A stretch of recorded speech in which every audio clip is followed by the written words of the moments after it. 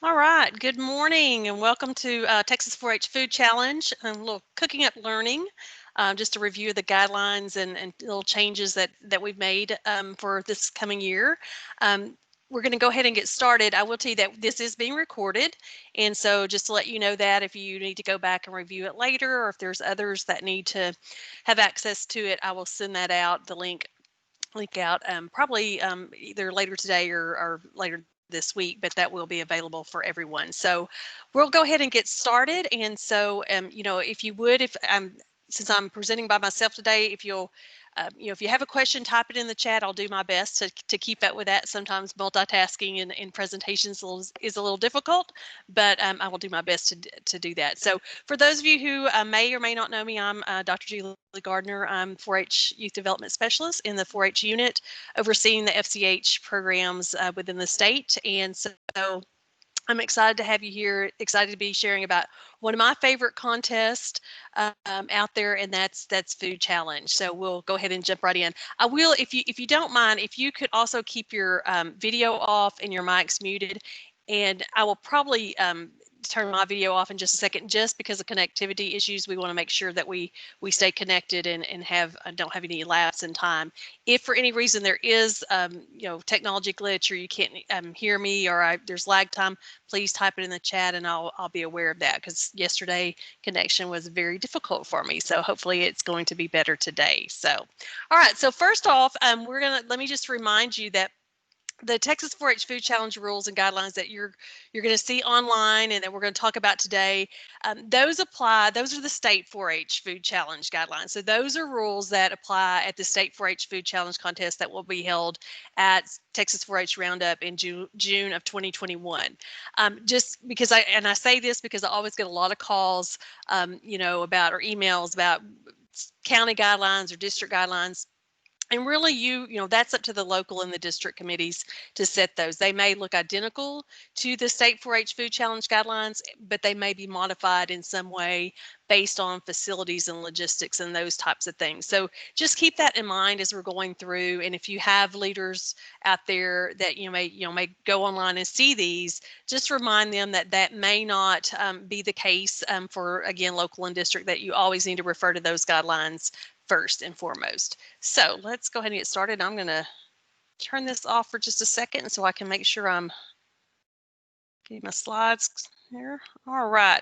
So if you've done any type of program with me online, you know that I love to use Poll Everywhere, because I hate the fact that we have to be virtual in everything that we do now almost. It was a very big struggle for me last night when we had our 4-H banquet and it was virtual and I wasn't there to, congratulate those kiddos and just really, hoop and holler for them and be excited. And so that's tough. So Poll Everywhere, if you would, we'll try to make this interactive. And so if you'll text that message there, PTTP, to the number on the screen.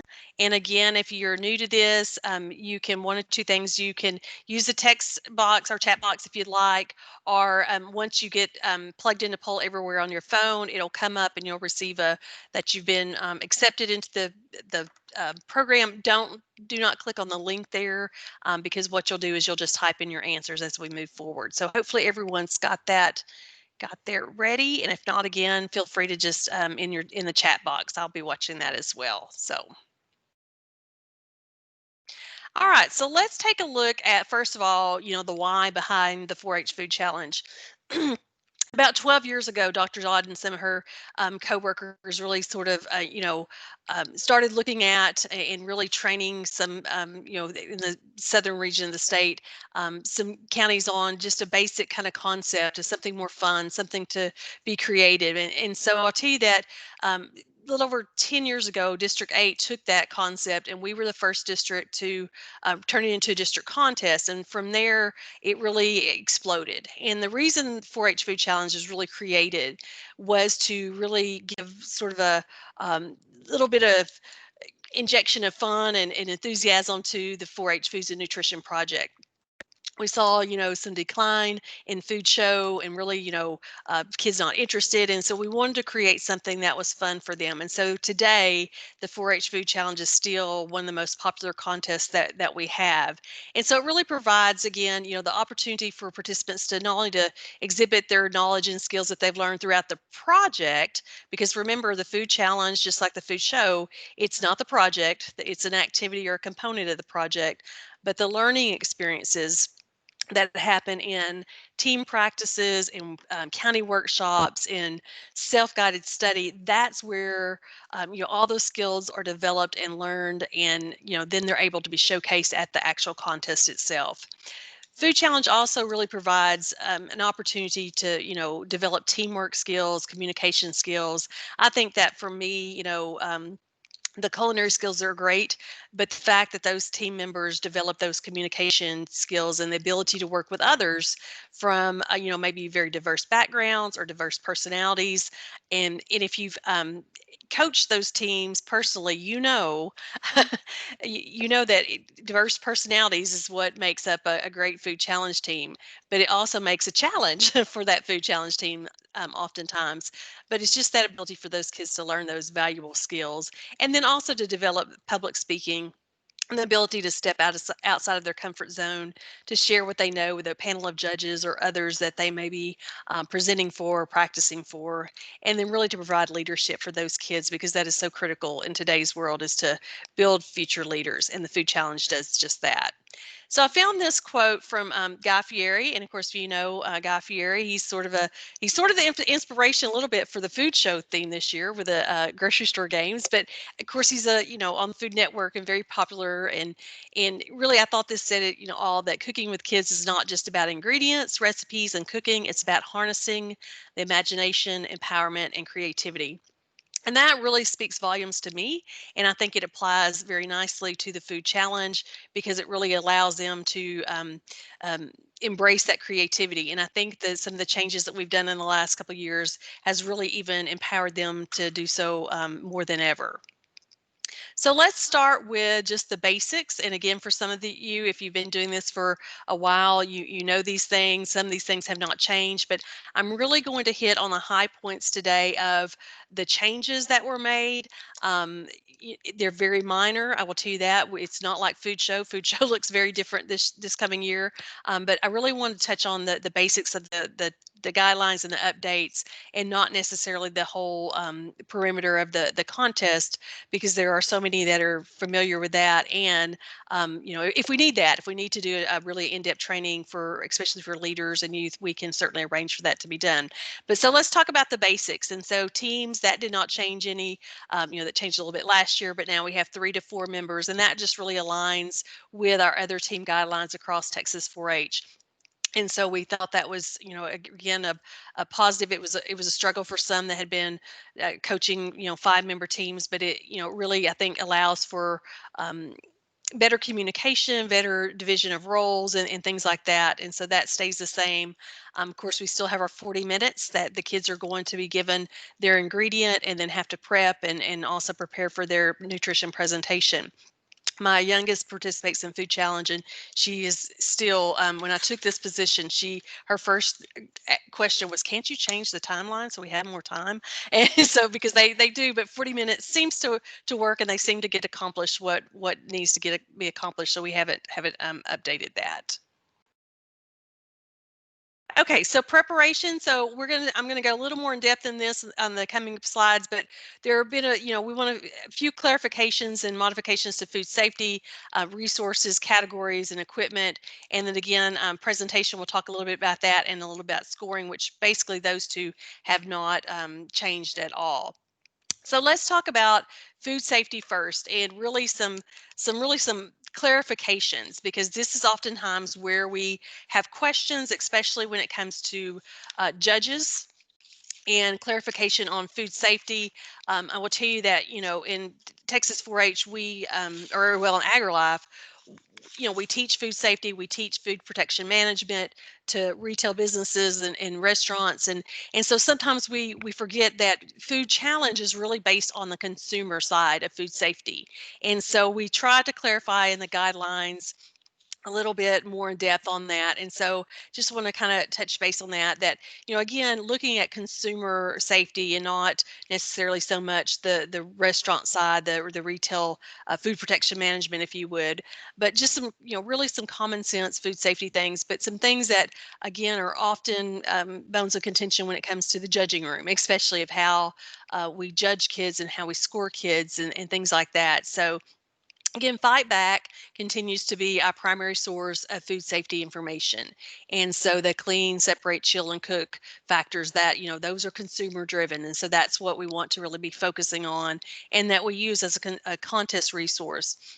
Two of the things that we often have question on are gloves and hair restraints. And so we try to clarify, and I want to clarify now that, gloves do not have to be worn throughout the entire contest. But kids do need to be practicing proper hand sanitizing techniques. And so, and that occurs throughout the contest from, they don't have hand washing stations, but they have hand sanitizer, things like that. And so they really need to decrease cross contamination. But the fact, some judges get caught up that they need those gloves on at all times. When in fact, if they're going from that prep table over to the table to grab an item from the grocery store to then go work on their presentation and picking up pens and pencils, there's lots of cross contamination happening there. Whereas if they would have used their gloves maybe to prep food, taken them off, sanitized their hands, went over, got the food, came back, done some sanitation if they need in between going over to working on their presentation, that really is can be done instead of wearing those gloves because they're not a foolproof barrier. And so sometimes kids think and adults that if you have gloves on, that's all that matters. But it's a matter of changing those gloves and sanitizing hands in between. And so just want to, again, if the participant decides to wear the gloves, they need to be changed between handling raw meats and seafood and prepared ready to eat items. And that's really, in the preparation judging phase of things, is where that's being watched for. One of the things that we'll talk about when we get to the equipment list is a little change based on the hand sanitizer and sanitizing solution that we're going to allow this year, but we'll get into that in just a moment. The other thing that we always have questions on is hair restraints. What is a hair restraint? And really, hair restraint consists of, a hat, a hairnet, or other type of hair restraint during that food preparation portion of the contest. It could be a bandana with their hair completely pulled back underneath that bandana. It could be a chef hat with a hair restraint inside, or a cap with that hair completely tucked in. I will tell you this, when we're talking about hair, and this is something in your training with the kids, you know, if they have a cap on, that's great. But if they have a cap on with these, hair hanging off down the side, or, especially if it's like long hair and it's still hanging down, or if they have a hair pulled back in their ponytail, but when they are dicing or slicing or chopping, whatever it might be, and that ponytail's hanging over their shoulder and hanging right above that food, that's an issue. And so I know that it's not cool when you're 14, 15, and you've got to have your hair pulled back in a bun and, really restrained either with a hairnet, or you've got it pulled back in a chef cap and it's hairsprayed so it's not moving, anywhere. I know that's not really cool. We want to look good. But the fact is that we need to teach kids, what proper hair restraint is, because, we talk about this as consumer safety, but the fact is some of these kids may move into the restaurant business, whether it be a server, a waiter, a cook, whatever it may be, for a job. And so they need to be aware of that and practice those as well. The other comment I'll have, and I had a question about this about 2 weeks ago, what about gentlemen that have beards? If they're on a food challenge team and they have a beard, they really need to have a beard net on. And so that's something to think about as well. We don't have it defined in the rules, but if you're thinking about food safety and really adhering to those and practicing proper hygiene and food safe in food preparation, that's going to go hand in hand and really will speak volumes if that's done with the food preparation judge and presentation judge. Is that if they see that, they know they're trying their best to keep hair out of our food. So just something I want to touch base quickly on that because that is, again, kind of some clarification we've given in the guidelines. Okay, so contest resources. Just to touch on these real quickly, these have not changed. Well, I say they haven't. All only one has been updated. So Fight Back is our food safety contest resource. My Plate again remains our as a contest resource as well as Know Your Nutrients. The kitchen and food safety fact sheet that you see there on the screen that has been updated, and it was updated by Rebecca Ditmore and Julie Prouse. They took a look at that and specifically on sections in there related to hair restraints and gloves. And so you'll see a little more in-depth information on there. I know it's a lot of words, it's a lot of bullets, but it took a lot of space to get that information. So make sure that in your training and working with your teams that they have the most current resource and that they're utilizing that when they're in their practices. So these are the four contest resources. And I really want to stress that these are contest resources. They can be used as teaching resources as well, but they don't need to be the sole resources that are used with Food Challenge because there's, again, Food Challenge is just the contest. It's just a component of the project. And so we really want to look at other resources that we're teaching those food preparation skills, healthy menu planning, budgeting, those types of things. And so when you're looking at, training kids, whether it be in food show or food nutrition or food challenge, I would say let's train them in food and nutrition. Let's, do some generic training, go back to some of the basics of county workshops, or it might be virtual workshops is what we're, looking at for this year, whatever it may be, but give them the foundation of food and nutrition knowledge before you put them into contest mode. And so here are some teaching resources. Of course, My Plate and Dietary Guidelines for Americans, those really are our base foundation for our guidance of healthy eating today. And so, use those as a foundation piece. Also, our Explore guides, and those are listed there. Food Challenge one, again, that one needs to be updated a little bit. And I think we have a team in the East region working on some things there. So that's exciting. And then look at our 4-H development page, the food nutrition page. There's a whole passel of resources there that, covers everything from My Plate to menu planning to budgeting, all of those different skills that they really need that goes beyond. And so you can pick and choose, what's needed based on the level that your kids are at. And then also one of the things I don't have on here is there's lots of resources from other cooperative extension agencies out in the United States. And so take a look at Nebraska and Iowa and Utah, wherever it may be, and look at those states, and they may have pieces that would fit nicely into your preparation and your workshops and training as well. As always, I do stress they need to be credible resources. So just make sure you're using those that have been vetted and are science-based. So just again, move beyond just the contest and really building that foundation for food nutrition is really the goal for the food nutrition project area as well as the contest.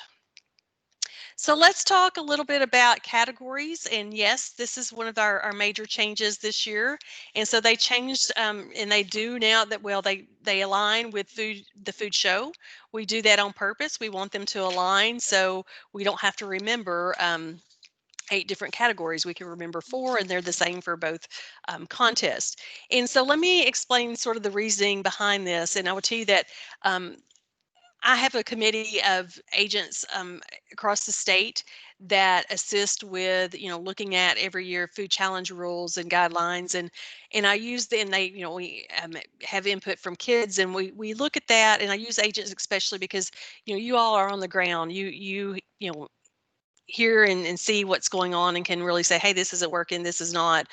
So we looked at categories, and one of the things that we noticed is, and it really started with food show and then bled over to food challenge, but what we really noticed is in our previous categories, and I used this example last week in our food show training, breads and cereal, for instance. When you say that, I asked that question at a training, and Tyler, what does a 9 or 10-year-old think about when you think breads and cereal?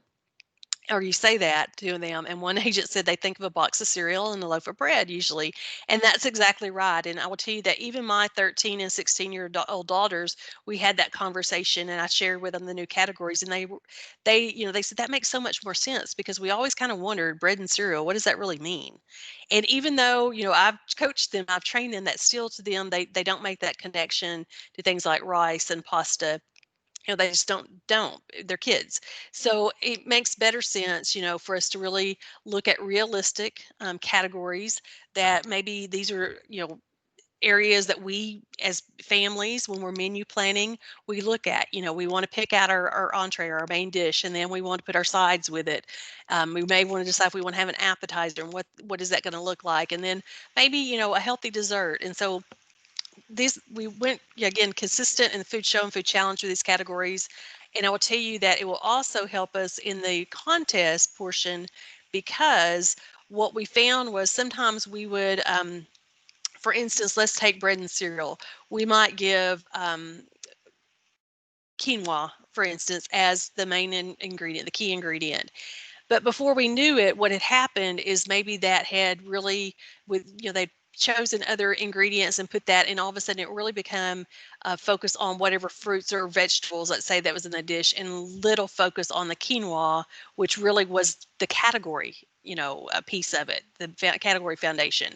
And so I think this will allow kids to really focus on the specific category when they're, and think specifically about the category when they're preparing and being creative, and with their recipe that they're using that key ingredient to prepare at the contest. And so hopefully healthy dessert, that's another one people have kind of struggled with. But we need to realize that this picture that's on the screen, that's a great healthy dessert. I mean, that looks to me, it's refreshing, it's light, and we can have that more often than we can a piece of chocolate cake or pecan pie or whatever it may be. Not to say we can't have those in moderation, but certainly, we need to think about how, if we like dessert, how can we make them healthy or create healthy desserts from what we have on hand, and maybe be able to enjoy those more often. Okay, so I'm going to move off categories. And again, if you've got any questions, I'll give you a chance to type those in the chat box. But I want you to pull out your phone. I think this is coming up. Yeah, so here's a chance for you to type in your thought, based on the equipment list. You may not have that in front of you, and that's okay. But what is the most used tool in the equipment box? Or what are your thoughts? Just start typing that in and hitting send in your text. Knives, okay? And I'll be honest, I don't have an answer to this. I haven't done a survey or any of this. I was just curious of what you all thought was, you know, the most used tool. I probably should have said what's the least used tool, so we could look at removing some things from that box, right? Say gloves, exactly. Bowls, spoons, cutting boards.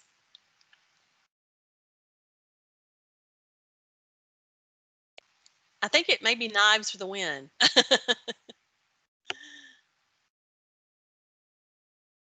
And it really also depends on the age category.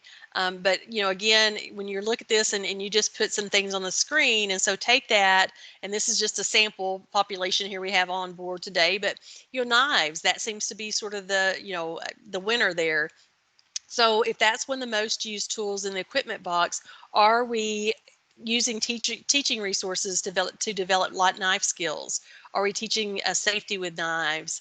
Are we teaching how to correctly to use those gloves, and cutting boards and cleaning cutting boards? Looking at that equipment, are we teaching them not only how to use it, but the safety and food safety behind that equipment or piece of equipment or gadget? All right, so let's look at the actual equipment box, and I'll show you some changes for this year. And you may think, oh my gosh, why did we do, changes to the equipment box? Well, several reasons, and I'll explain those. But the one thing we did not really change are the standard tools in that toolbox or equipment box. We left everything pretty much the same. I will tell you that we did make the change where you see sanitizing wipes there, one container. If you are like me, they're struggle to find right now. I have been rationing out my Clorox wipes for quite some time now because they're just very difficult to find. And so that was brought to me by an agent and said, what about that? What about that situation if we have kids that in their communities, especially smaller communities, they're not finding these. So what we've done is we've allowed for a bleach solution spray there. And so if you go, you can click on that link, and that's the link directly from one of the articles in AgriLife Today that has that guideline from our Texas Eden site for disinfecting solution. So it's there, so they can have in a spray bottle if they need to. We prefer if they have the sanitizing wipes that they use those, but in a bind, and especially, in situations where they can't be found, they can definitely use a bleach solution there, and with their paper towels that they have in hand. So just something to think about. And then also I'll tell you that while we're on sanitizing solution, as you think about contests, and we're working on some guidelines right now what that may look like, but it's going to look very different this year. And so if we're face-to-face contests with Food Challenge, sure, one of the things we're going to have to be diligent at as agents and specialists and leaders is that at these contests in between, especially if we've got multiple heats going on, that we're disinfecting and sanitizing. A lot of times we've used just the disposable cloths on the tables and wipe those off and moved on. I'm saying this year, we really need to be diligent. We either use those and take them off and throw them away and change those in between teams, or just use a table and really sanitize in between. So that's just something to think about, not only for the equipment box, but as you run contests as well. So again, let me get back on the equipment box here. So sanitizing solution, that's a little different. The gadget of the year, and I'm going to hit on the pantry items, but I'm going to leave that for last. The gadget of the year, we left the same. We left the same because it was not, again, Texas 4-H Roundup did not occur, so we did not have a state qualifying contest. In fact, we have 2 districts in the state that they were never able to have their district contest, and so we felt like we would leave the spiralizer the same. And I'll be honest, I think what will probably happen is that the gadget of the year will probably be the gadget of 2 years. We'll leave that in the box for a couple of years because we have had concern, about the cost of those items and using them in the box and changing them out every year. And what do you do with all these gadgets when you've got at the end of the day and you change them every year? So probably that will become something that changes every other year. That way they get more use out of that. So just kind of update there. Now, the big change to the supply box that we added that was the pantry items. We did this for a couple of reasons, but one of the main reasons was that we found that, again, at county and at district and even at state, it's very costly to, have these items on hand for these kids. And sometimes, they prefer certain things over the other. And so what we thought we'd do is help out. And so we changed terminology. We now have what we call a grocery store because they're going to have to be making purchases. And so now they can bring pantry items. These pantry items listed, they do not have to. And let me clarify. This is just the list that, teams cannot have any other items than those listed here. It does not mean they have to have all these items. I want to clarify that because that's a question I've had, where points were deducted because they didn't have these things in their equipment box. They don't have to. If they choose not to have a cookie sheet or, storage bags, that's totally up to them. But this is, again, this is just what they can't have any other items in addition to, in these, but they don't have to have all these items. Same with the pantry list there. These are basic things that we thought the kids can throw in their box and they can have available. And so what can be included is salt, pepper, a 16-ounce bottle of oil, a jar of chicken bouillon. And again, that you may think, well, why did y'all choose that? It's a great teachable moment of what you use that for. In fact, night before last, I used it, and in a dish I was preparing. And so, what do you use those things for? Then also medium onion. They can have 2 14-ounce cans. They can have. It can be 2 vegetables or 2 fruit, or it can be a fruit and a vegetable, but 2 cans if fruit and or vegetable. Okay, team choice. If they want to put a can of corn and a can of mandarin oranges in there, that's fine. If they want to put 2 cans of pinto beans in there, that's up to them. It's their choice of what they feel that they can probably utilize um, best across the board in the categories. Then also in that pantry, equipment box pantry, they can have either rice or pasta. They cannot have both. It can be either white or brown rice. Um, the pasta can be either whole grain or not. It doesn't matter. But either um, container can be no more than 16 ounces. Again, they can't have both. They can have either or. So let me stop there. And are there any questions on, and you can, if you want to unmute and ask me, you can definitely do that. Any questions on the equipment box or the pantry items? And again, they don't have to have those items.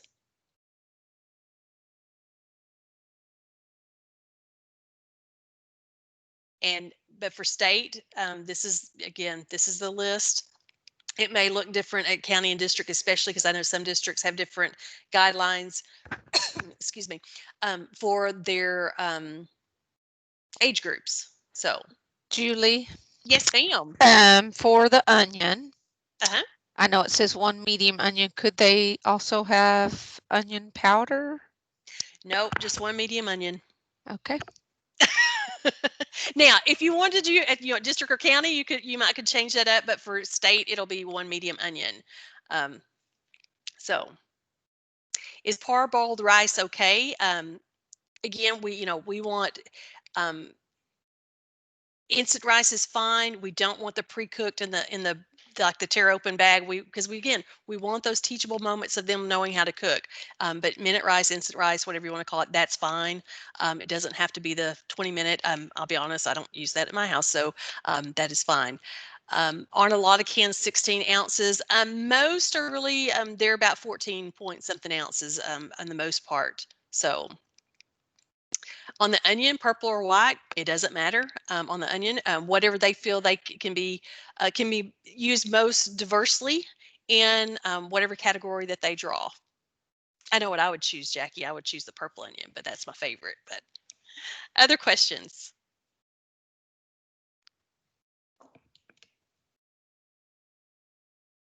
Okay, so if not, again, if you think of them, we're going to come back at the end and take questions. But I really wanted to spend some time on that because that is sort of a major little change. And hopefully, we're thinking at county and district that will help you all out as well.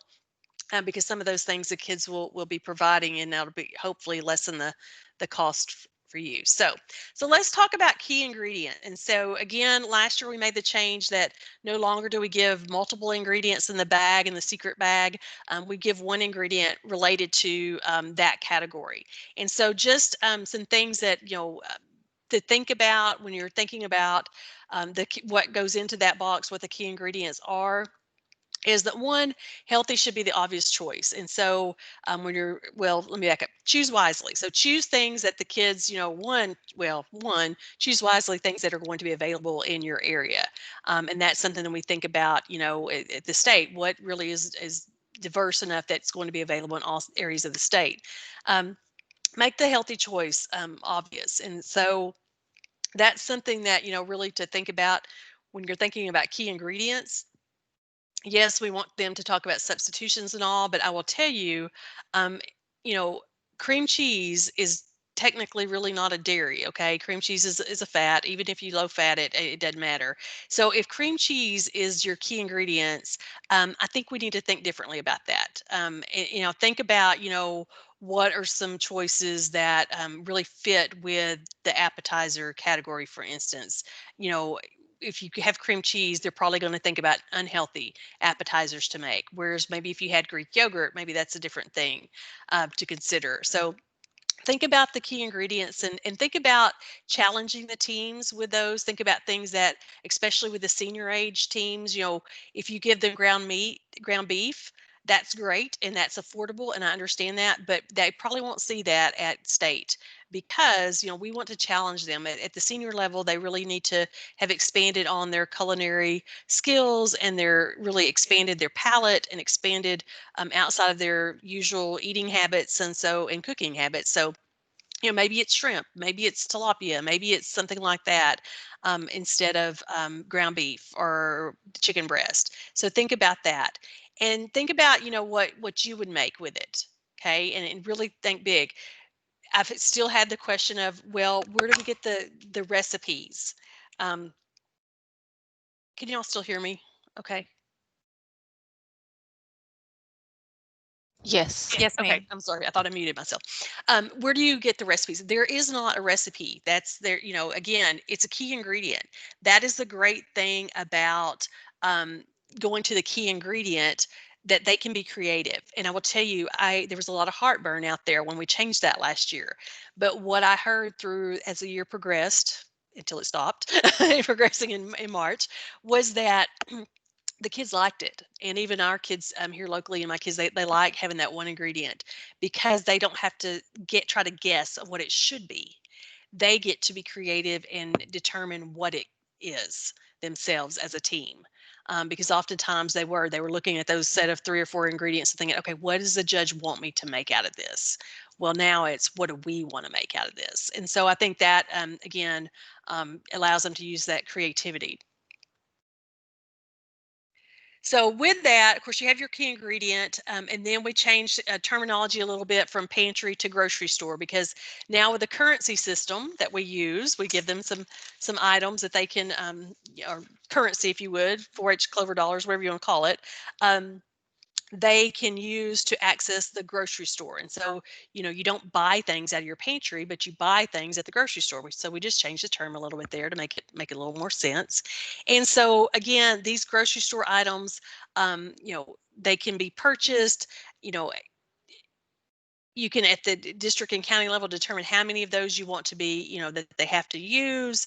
You can set all that, but think about the category, think about all the things that can go with that. And when you're developing that grocery store for practices or county contest or district, whatever it may be, also think about what you can purchase in bulk and what can be economical for you.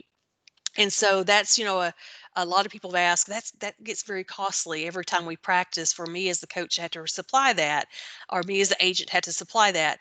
I as a coach don't supply that every time. I do it one of two ways. I've done it both.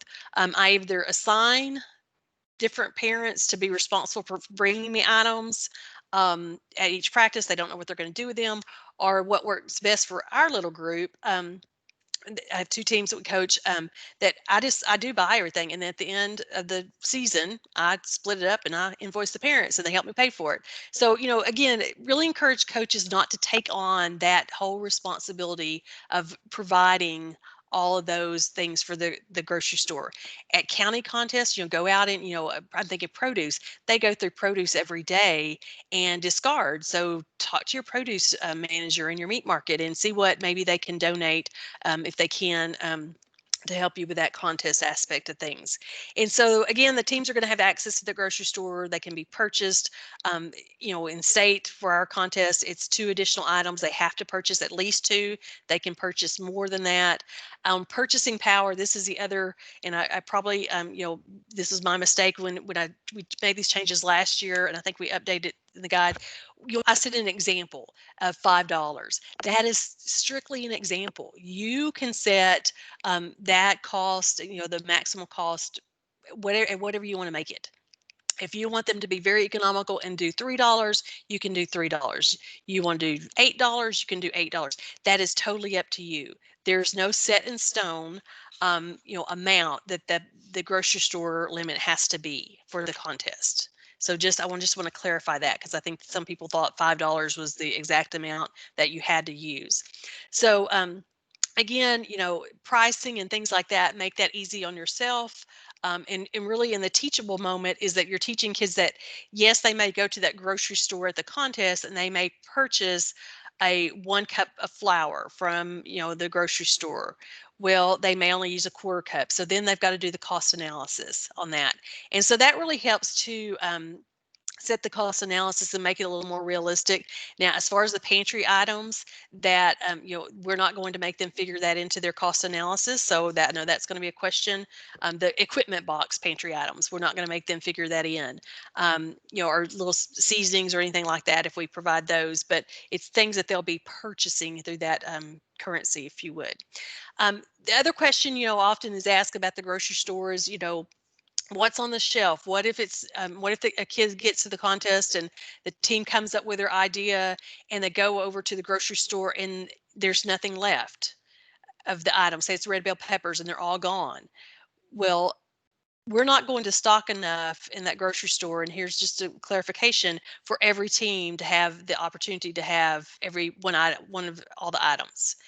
You stock so much, and if they get to the grocery store and it's out of stock, it's the same as it would be now. And I think the last few months, we've realized more and more what happens when things are out of stock and how we have to adapt our plan, and our menu maybe for what's in stock. And so that's just a clarification there on the grocery store as well. Spices, seasonings, etc. At the state level, you know, if we even provide those, we may not do that. There will not be a cost on those. And so just understand that the grocery stores where they're purchasing and the pantry is what's in their equipment box. So questions on that? That was kind of might have muddied the waters with that. Okay, so here's what I want you to do. Here is your category. Your key ingredient, your category is appetizer. Your key ingredient are tomatoes. You have 3 tomatoes. That's what your team, your imaginary team, has just opened your bag, and that's what you have in there. These are the grocery store items that are available and don't worry about price or anything, but these are some things that you are available at the contest to you. You have to pick 2 of those. So what would you make? Look at those and just in your mind, be creative and type in what kind of dish you would make with 3 tomatoes and these items that are available. Again, you had to choose 2. What would that appetizer be that you would come up with for your team?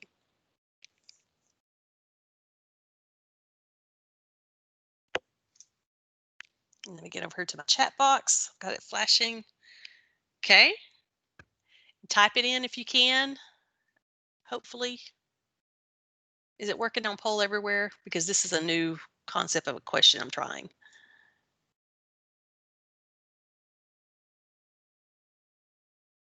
Okay, so let's just go with the chat box. Okay, so I'm seeing salsa. I'm seeing a bruschetta. Okay, I'm seeing salsa with jalapenos and onions, French bread and balsamic, a bruschetta and French bread. So lots of different, absolutely opportunities. A salsa, a pico de gallo, a bruschetta.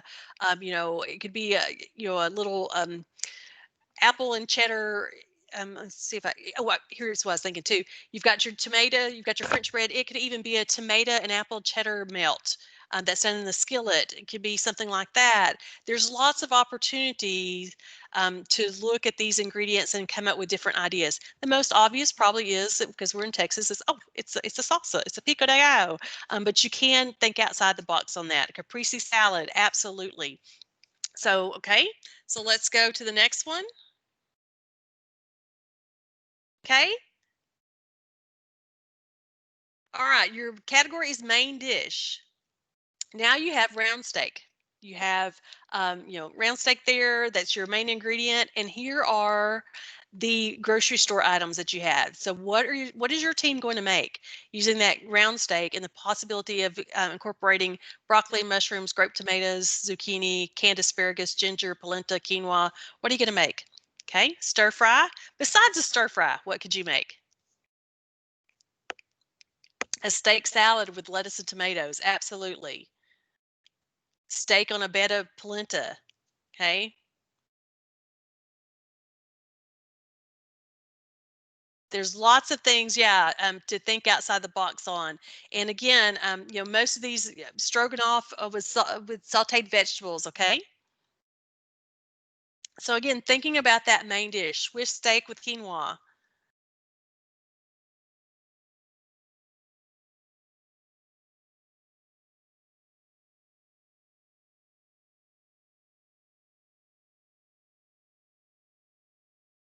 All right, let's go to the next one, and I'm going to let me see if I can. Uh-oh. All right, here's the next one. Are y'all trying to, has anyone been successful at typing anything in on the message and sending? It says it's not accepting text messages responses right now. Well, that's crazy. I know. I want to use this tomorrow. So figure it out so I you can know. Well, I know. Well, I usually use just the little bubble deal that was, the first one. And I thought this is a brainstorming one, and I thought, well, I'll try this. But apparently, I should have brainstormed before I tried it. Okay, so here's your category. This time it's a side dish.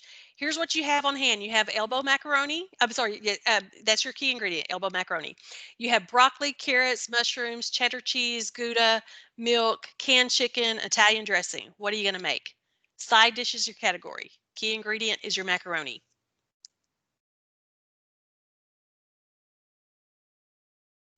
And what kid wouldn't love to get that one as a key ingredient? Pasta primavera. Very good, Wendy. I didn't think about that one yesterday. Mac and cheese with cheddar and milk. Okay.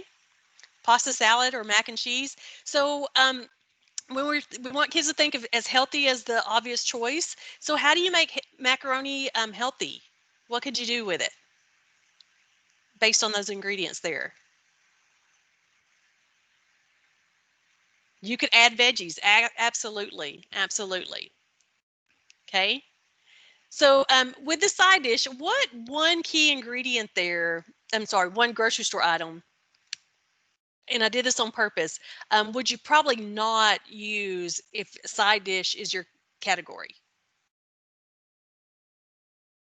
Right, the chicken. And so that's just again another example of, teaching kids when, to think about their category. If it's a side dish and you add that chicken, then really it becomes a main dish.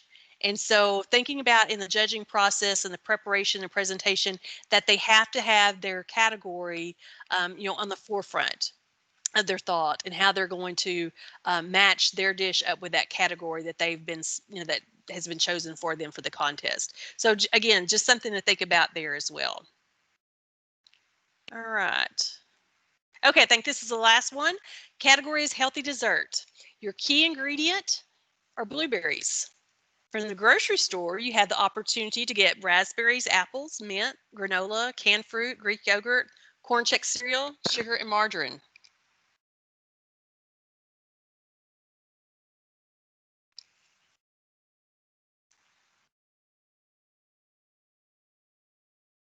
A parfait, absolutely. A yogurt parfait.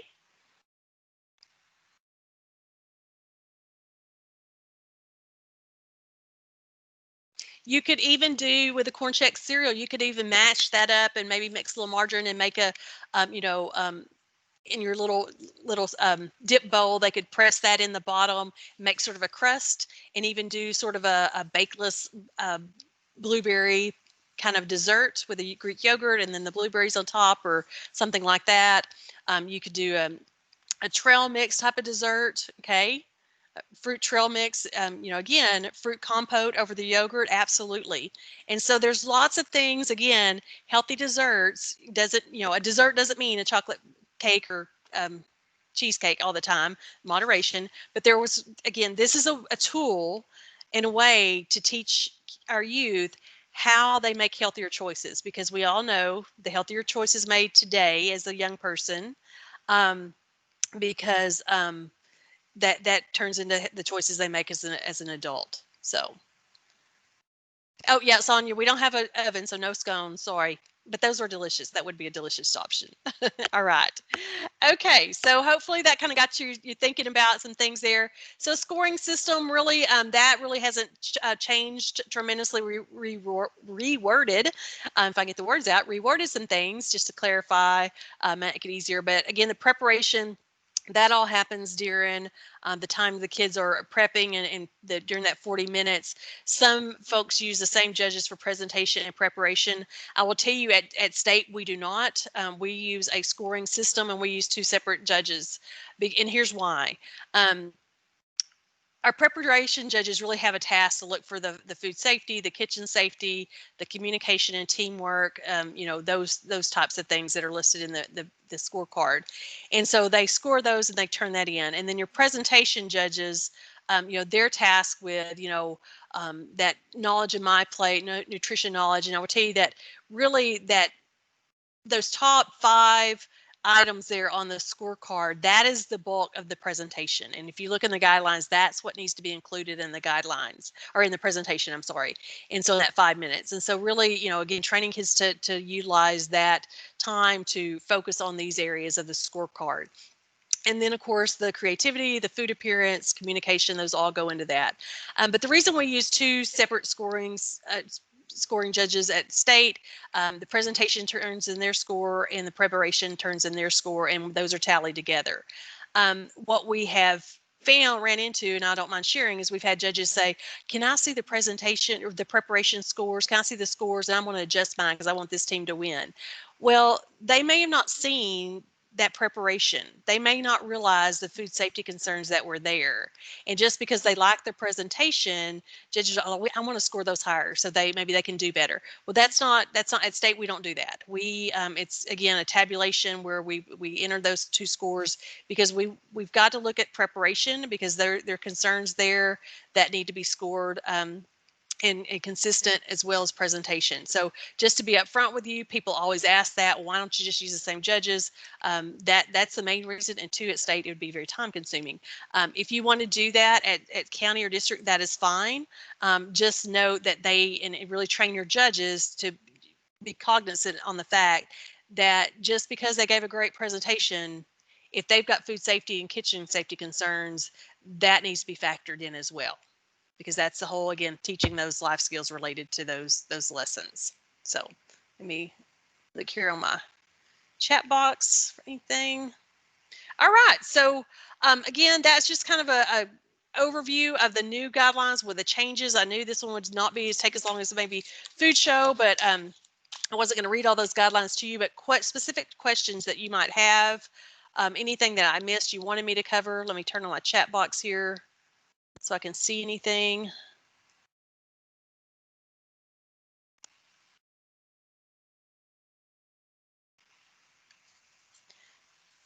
And again, I know some have had questions. Well, how do we start practicing? Yeah, there's the question right there, Nathan. Any thoughts on how we do it virtually if we have to go that route? Well, we're being positive. We're not gonna have to do that, right? But no, in all seriousness, we are looking at and working on some options that we can share, some best practices on virtual.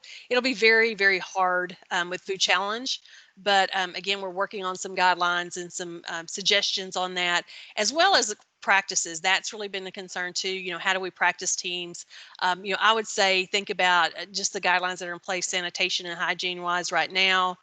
Use those with your practices. Social distancing is a must. If you have teams that, family members that can make up a team, that's ideal. Spacing kids out. There's lots of things that, you can do. Yeah, maybe send them a box like Fresh Plus or something. That idea has come up. I'll be honest, it has. It's a matter of how do we, virtual and getting everyone in the same room and connectivity issues. And so there's lots of thoughts out there that we have. So we'll stay tuned on that. Some districts, and I don't know what some of y'all are doing, are pushing contests that normally have been in the fall, pushing them to spring, so there's lots of things happening there. It's still a moving target. So other questions? Carrie, due to work, yes, recording. Yes, I'm getting that recording out. The recording will be sent to agents, and so you'll have that in, if not today, this week. Okay. Okay, so when going to get items from the grocery store, should it be only one team member or can all of them go? Sonia, that is totally up to you. What I think works easier from a management standpoint is really for those kids to determine, maybe one person goes and looks and see, what's out there, or what we do at state is they have a list. They have a list in their box of what's on the grocery store or in the grocery store and that costs. So they can determine right there what they want. And it's easier for management to send one person instead of having 4 people milling around, I think. So, yeah. So Angie, let's see, does every group factor the amount of their dish when purchasing items from the grocery store? Yes. So every dish will have a different cost analysis, and it'll be related to what they decided to use. And so that's, again, I think it really is more adequate way to do that. It's also probably more accurate way to do that, because that they know really a truer cost of that dish, because they can figure it both based on the grocery store.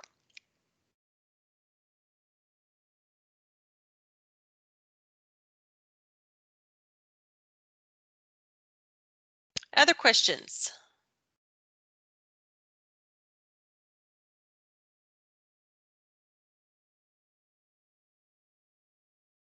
Okay, so in putting value on the items, should they all be the same, 50, or could they be 50, 75, or $1? Absolutely. I would keep them in even amounts, like 50, 75, $1. But no, at state they are not all the same. They are different amounts based, and you try to, get sort of an accurate picture. If it's a green bell pepper, it could probably be 50, 50 cents. Honestly, if you go to buy an orange bell pepper, what does it usually cost you? Usually close to $1. So I'd put $1 maybe on that one. So try to be realistic as much as you can for those costs.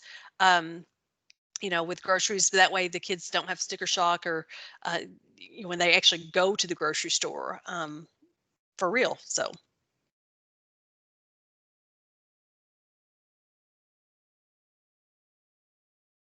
all right. Any other questions? Well, stay tuned for more, guidance and suggestions on, contests and practices as we move forward. Um, Ideally, we just everything be normal. We know it's not, unfortunately, and so we're learning to live with that. And it's not fun. We're adapting, but there is, a light at the end of the tunnel. I know. So, um, contact information, just in case we need something, we can ask you later. Yes. So let me just type that in real quick. This is the easiest way to do that. So just shoot me an email, and then if we need to visit over the phone, I can give you a call. So just email is probably the easiest. All right. Well, with that, I want to thank y'all again for joining us today, and don't hesitate